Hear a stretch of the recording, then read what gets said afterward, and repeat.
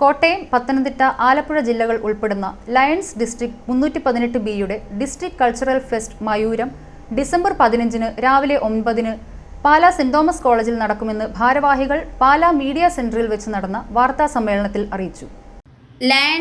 Lioness Leo's cups വിഭാഗത്തിൽ വിവിധ മത്സരങ്ങൾ സംഘടിപ്പിക്കും. മലയാളം, ഇംഗ്ലീഷ് പ്രസംഗം, ലളിതഗാനം, ക്ലാസിക്കൽ മ്യൂസിക്, പദ്യോച്ചാരണം, flag salutation, master of ceremony, fancy dress, mono act, film song, folk dance, Bharatanatyam എന്നീ വിഭാഗങ്ങളിലായാണ് മത്സരം സംഘടിപ്പിച്ചിരിക്കുന്നത്.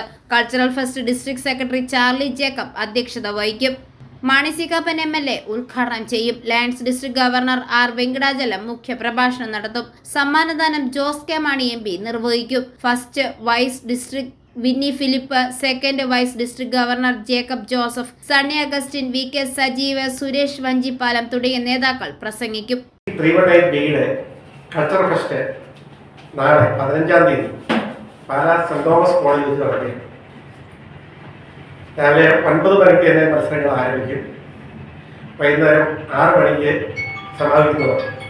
പത്തനംതിട്ട, ആലപ്പുഴ, കോട്ടയം ജില്ല ഉൾപ്പെടുന്ന ലയൺസ് ഡിസ്ട്രിക്ട് 318ബിയുടെ ഡിസ്ട്രിക്ട് കൾച്ചറൽ ഫെസ്റ്റ് മയൂരം, അതിന് പേര് കൊടുത്തിരിക്കുന്നത് മയൂരം എന്നാണ് ആ പ്രോഗ്രാമിന് പേര് കൊടുത്തിരിക്കുന്നത്.